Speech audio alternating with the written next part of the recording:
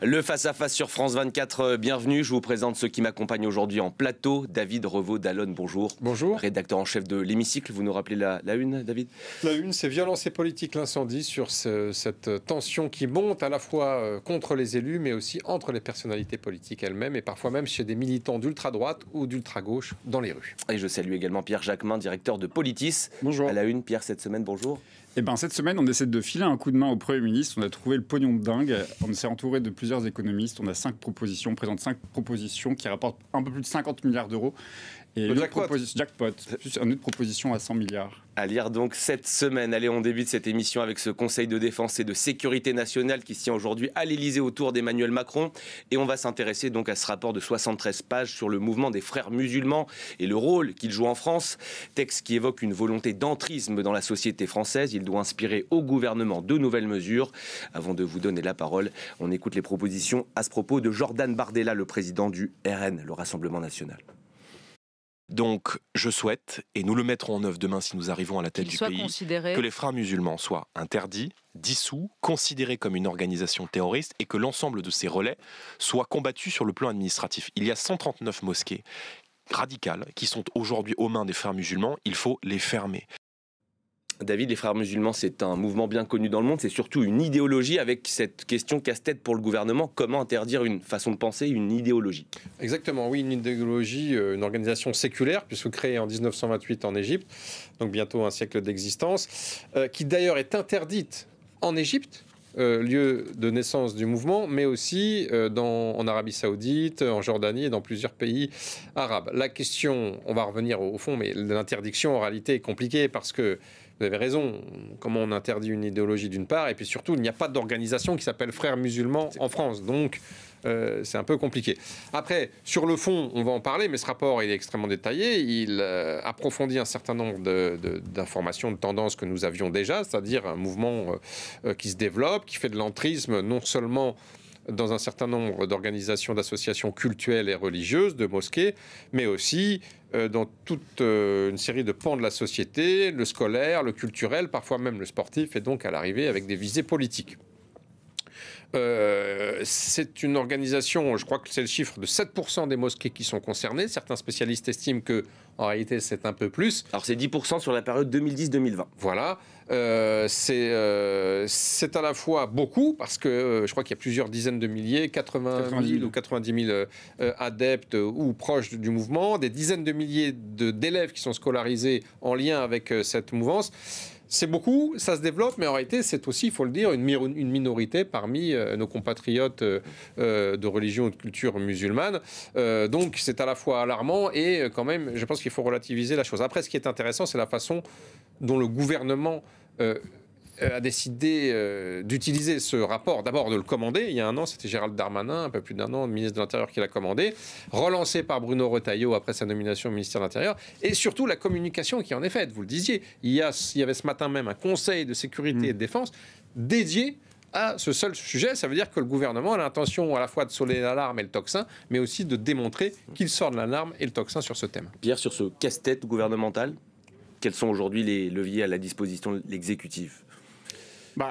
Je serais tenté de dire que si on en croit les conclusions du rapport, ou même si on lit les travaux, je pense à ceux de Georges Malbruno par exemple, qui nous explique qu'il n'y a pas une volonté de prendre le pouvoir, d'ailleurs jamais ils ont réussi à prendre le pouvoir si ce n'est une fois en Égypte, il n'y a pas de réelle volonté de prendre le pouvoir. Donc on peut parler d'islamisation, on peut parler de volonté de prendre les choses en main depuis l'école jusqu'à la mort, c'est-à-dire que c'est aussi pour ça que le rapport précise par exemple qu'il y a une volonté d'influence dans l'école, depuis la crèche jusqu'à la mort, comme il est précisé dans le rapport, et que donc ça veut dire que s'il y a une influence dans ces milieux-là, dans ces réseaux-là, il faut que la République reprenne ses droits dans ces endroits. Ils ont fait la démonstration que c'était beaucoup dans les quartiers populaires que cette influence pouvait être la plus importante. Donc ça veut dire que, quand je dis il faut remettre de la République, ça veut dire que sans doute ça passe par plus de services publics, plus de moyens aussi donnés aux élus locaux, parce que les élus locaux n'ont pas connaissance des informations qui sont contenues aujourd'hui dans ce rapport, parce que les renseignements ne donnent pas ces informations aux élus locaux, et que je pense que les élus locaux doivent avoir un rôle central pour remettre de la République, pour remettre du service public dans ces quartiers. Et puis, effectivement, je suis d'accord avec David, il y a une manière d'instrumentaliser, c'est-à-dire que oui, il ne faut pas prendre cette menace à la légère, mais en même temps, il faut relativiser. Et puis par ailleurs, je pense qu'il y a un angle mort dans ce rapport qui est celui de la question du salafisme. Je pense que le salafisme est beaucoup plus dangereux aujourd'hui pour la République parce qu'eux, il y a une réelle volonté de prendre le pouvoir et prendre le pouvoir par les armes, y compris en justifiant le terrorisme, ce que ne revendiquent pas aujourd'hui les frères musulmans. C'est une influence douce presque, mais importante, qu'il ne faut pas négliger. Mais il faut faire attention avec la manière dont on récupère et dont on parle de la chose. J'entendais ce matin, je faisais le tour, comme souvent en arrivant dans cette émission, des matinales. On passe un peu trop vite de islam égale frères musulmans égale islamisme. D'accord sur ce dernier point. En revanche, 2 points de désaccord avec Pierre. D'abord, les frères musulmans ont pris le pouvoir dans certains pays. Notamment, c'est le cas à Gaza avec le Hamas, puisque le Hamas est la branche palestinienne des frères musulmans.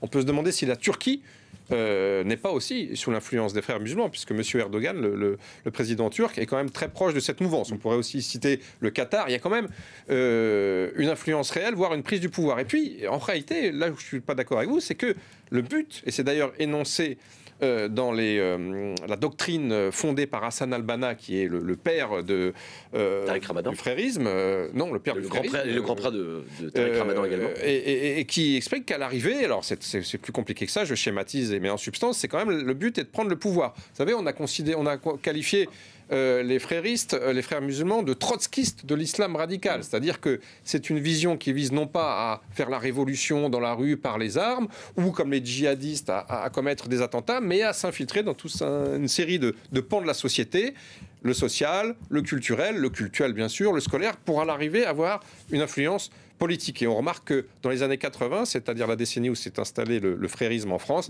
est apparue la première affaire de port du voile, c'était 1989, l'affaire de Creil.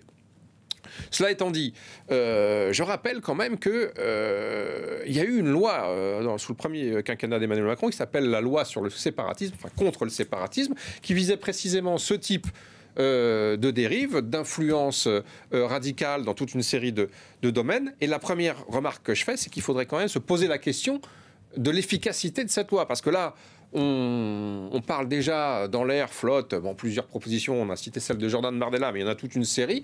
Il faudrait déjà, notamment, on parle d'une deuxième loi contre le séparatisme, il faudrait déjà expertiser, analyser ce qui a été fait, ce qui est efficace, ce qui marche ou ce qui ne marche pas. Et enfin, dernier point, je note que dans ce rapport, dont on a lu des extraits dans le Figaro, on ne pourrait pas le citer, qui était d'ailleurs un rapport qui était censé être classifié et déclassifié ce matin, mais que visiblement le ministère de l'Intérieur a choisi de déclassifier pour certains médias avant. Il y a une phrase des 2 auteurs, qui sont un préfet et un diplomate, qui explique qu'il faut nommer le phénomène, c'est-à-dire ne pas se borner à faire une loi contre le séparatisme, ce qui était le cas de la première loi sous le premier quinquennat, mais une loi contre l'islamisme radical, puisque ça fait partie du problème. Ce sur quoi un certain nombre de spécialistes, je pense notamment à Madame Caroline Fourès, qui est une combattante de la laïcité et qui étudie le phénomène depuis plusieurs décennies, expliquent qu'au contraire, il faut lutter contre ce phénomène avec beaucoup de précautions sémantiques, puisque précisément, la stigmatisation fait partie de la stratégie de victimisation des principaux intéressés qui, en retour, instruisent un procès en discrimination, en racisme et en islamophobie, qui d'ailleurs est un terme contestable. Pierre, pourquoi ce sujet il revient aujourd'hui sur le devant de la table? Ça correspond à l'agenda politique des uns et des autres, peut-être aussi? C'est un agenda permanent, donc effectivement on est dans une surenchère, on est sur une course à l'agenda qui est celui de l'extrême droite. Après, le rapport a été commandé il y a un peu plus d'1 an par l'ancien ministre de l'Intérieur Gérald Darmanin, et qu'aujourd'hui effectivement il répond à une attente, ou en tout cas à un souhait de remettre la question de l'islamisation, la question de la radicalisation d'une certaine partie des musulmans dans notre pays, et que ça correspond à l'agenda de M. Retailleau, de M. Darmanin, de l'extrême droite. Donc chacun y va de sa petite proposition, y compris Gabriel Attal qui nous fait encore une proposition qui contrevient totalement à nos principes de laïcité. On peut peut-être la rappeler ? Oui, il propose de supprimer, d'interdire le port du voile aux jeunes filles à partir en dessous de 15 ans. Et de créer un délit de contrainte exactement. Pour les familles qui obligeraient leurs filles à porter. C'est toujours le même problème, c'est-à-dire que soit on décide qu'aucune atteinte religieuse ne peut être faite aux mineurs, par exemple, et donc ça veut dire qu'on interdit les baptêmes, on interdit toute emprise religieuse sur les enfants, soit on cible. Et donc, effectivement, Gabriel Attal fait le choix de cibler une religion, en l'occurrence l'islam.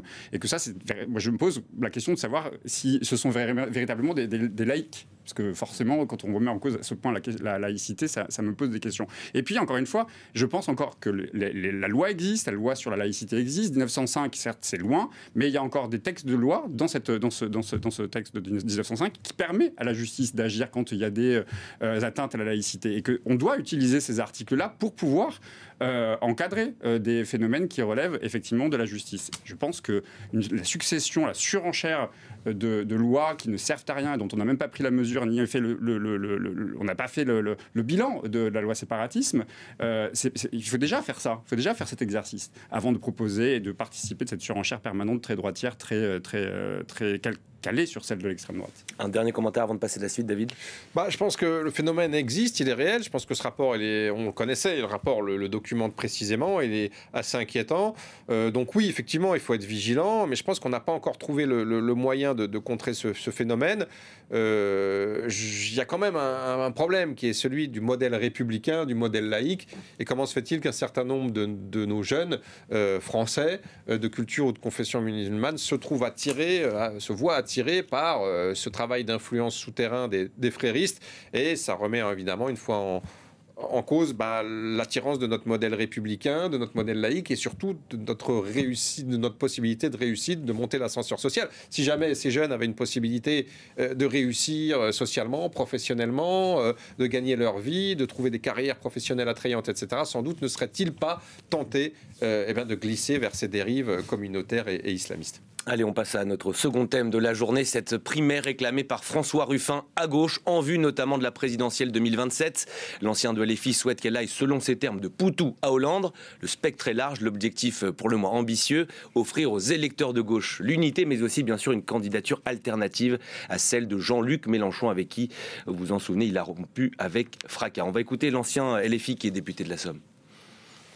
D'abord, pourquoi la primaire ? C'est pas seulement une primaire de départage pour regarder de qui sera le candidat à la présidentielle. Je pense que l'essentiel aujourd'hui dans le pays et à gauche, c'est un sentiment de découragement, de résignation, d'abattement. Je mets tout le périmètre du nouveau Front populaire de Poutou à Hollande. Résignation, abattement à gauche, c'est pas des termes forcément très flatteurs pour la gauche. Bonne ou mauvaise idée? Elle a de l'avenir, cette proposition?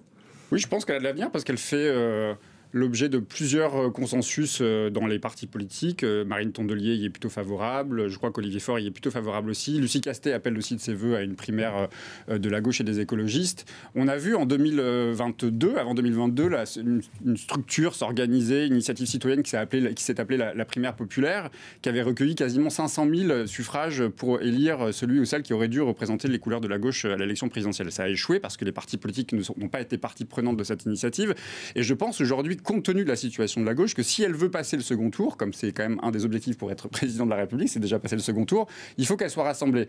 Ça ne veut pas dire qu'il faut qu'il y ait un candidat unique. D'ailleurs, les sondages le montrent. Ça veut dire qu'il peut y avoir un candidat qui passe au second tour et une deuxième force qui est un peu moins importante et qui peut être une réserve de voix pour le second tour. C'est peut-être même la meilleure des idées. Réserve de voix ou division des voix au premier tour, c'est ça qu'on division des voix, ça dépend encore une fois quelle est la dynamique. Ça, on peut pas le savoir à l'avance. Mais je pense que François Ruffin a raison de penser qu'il y a eu 9 millions d'électeurs au moment des élections anticipées législatives et qu'il faut parler, il faut s'adresser à ces 9 millions d'électeurs. Certes, Jean-Luc Mélenchon a l'intention de se présenter à l'élection présidentielle.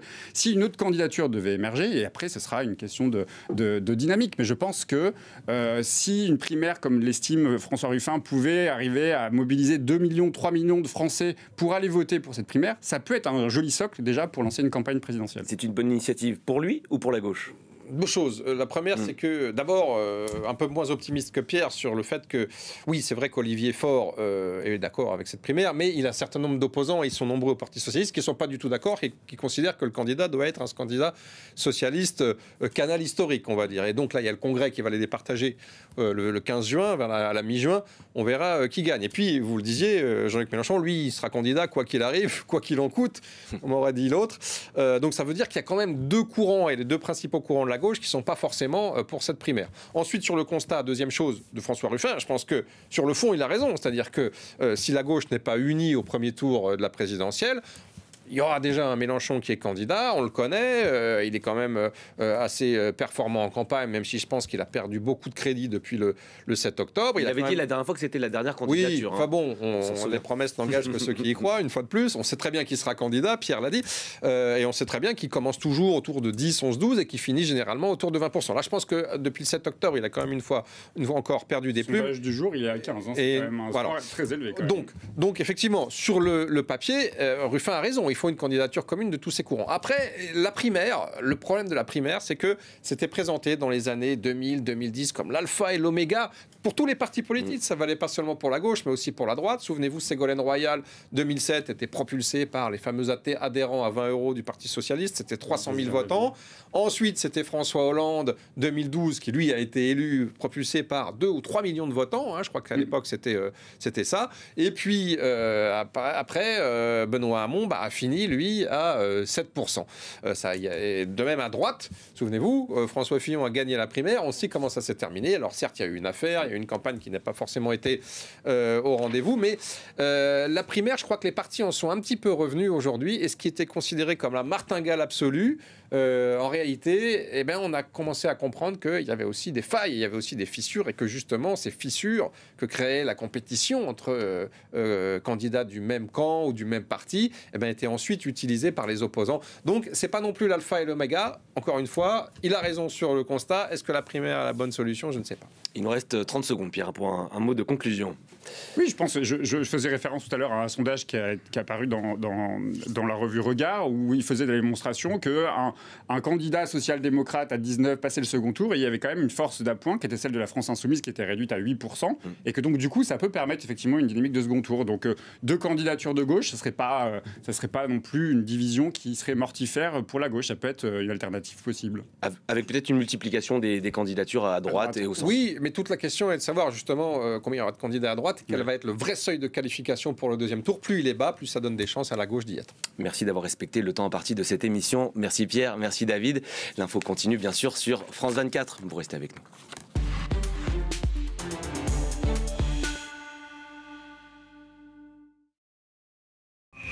Événement.